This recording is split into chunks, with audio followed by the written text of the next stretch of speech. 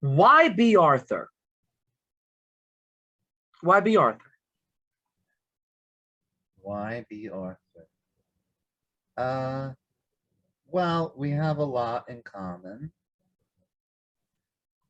Uh,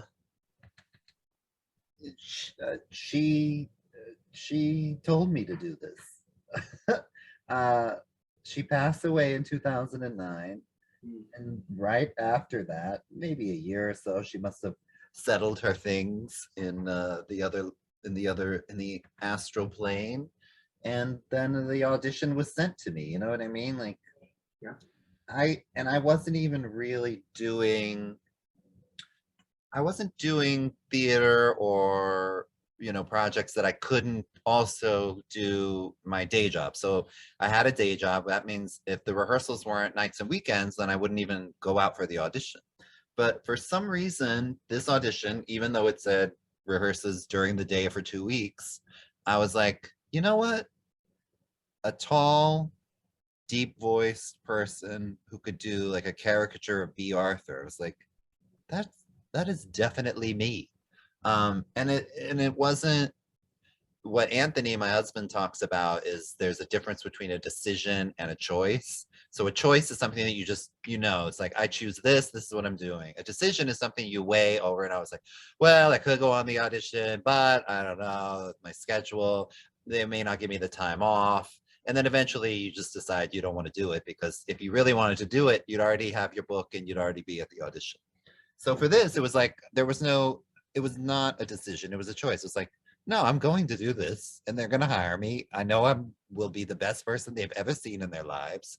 I went and I sang the Shirley Bassey version of Get This Party Started as B. Arthur. Yeah. And they literally have never seen anything like me before, nor will they again. So so that's why, you know what I mean? Like it was offered to me by the universe, and so I went with it. And from that, many relationships, many ideas, many things sprung from that. And most importantly, before that, someone had gifted me the compact disc of B. Arthur on Broadway, Just Between Friends. And I didn't really know that much about her, but because I had that CD and because I was on a bus and truck tour and there's nothing to do except sit on the bus and listen to your own music, I just listened to her tell her stories and sing her songs over and over and over again. So I also had that in the back of my mind when I saw the audition. I went on the audition, I sang the song, I did that. From there, it dawned on me that I didn't need to be in this production. I could make up my own show based on B. Arthur. And so that was the trajectory of it.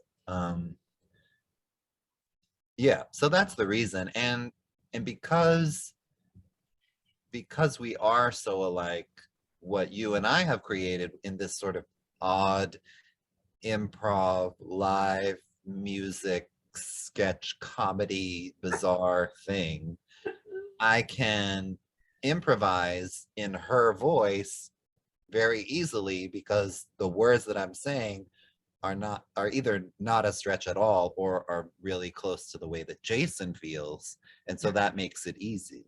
And I think that she and I were very similar in that she saved it, like Betty. She saved it. She saved all of that emotion and stuff for the screen. And then in her personal life, we don't even know that much about her personal life, because she was very quiet and reserved, and she liked to be at home and take her shoes off and hang out with her dogs. And that's how I feel, And that's what you do. It's literally what I do. I would be doing it right now if my friend Jerry was not forcing me to create content. Not even Patreons. That is a lie. Lie. She made me. Well, that's why B. Arthur. It was just, she came to me. She was given to me. She was offered to me.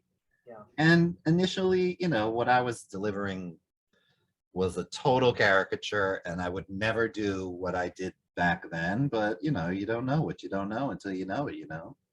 Yeah, that is something you taught me. What you just said. That is something that you and Anthony taught me. That has helped me a lot in this life.